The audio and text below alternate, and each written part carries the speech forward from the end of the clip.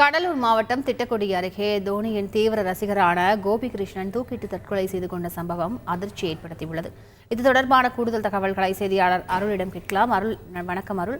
என்ன நடந்தது? அவர் ஏன் தூக்கிட்டு தற்கொலை செய்து கொண்டார்? இதற்கு என்ன காரணங்களாக சொல்லப்படுகின்றன? விவரங்கள் என்ன அருள்?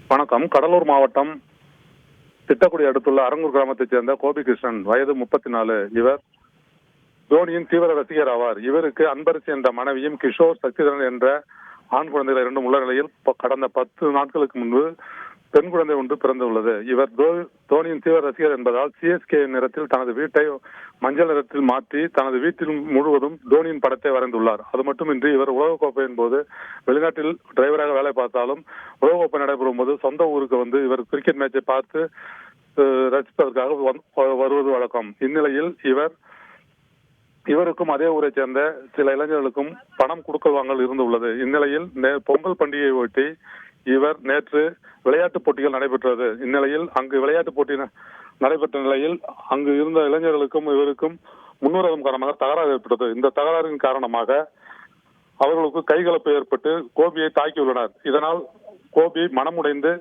வீட்டில் சோர்வாக இருந்துள்ளார். நேற்று இரவு முதல் இன்று அதிகாலை 4 மணி அளவில் வீட்டில் இருந்த மின்விசிறியில் தனது மனைவியின் சேலையில் தூக்கிட்டு தற்கொலை செய்து கொண்டார். தகவல் அறிந்த ராமநாதபுரம் போலீசார் கோபியின் உடலை கைப்பற்றி முண்டியம்பாக்கம் அரசு மருத்துவமனைக்கு அனுப்பி வைத்து இச்சம்பவம் குறித்து வழக்கு பதிவு செய்து விசாரணை நடத்தி வருகின்றனர். இந்நிலையில் கோபி மீது தாக்குதல் நடத்தியவர் மீது நடவடிக்கை எடுக்க வேண்டும் என அவரது குடும்பத்தினர் போலீசாரிடம் கோரிக்கை வைத்துள்ளனர். இதனால் இப்பகுதியில் பரபரப்பு நிலவி வருகிறது.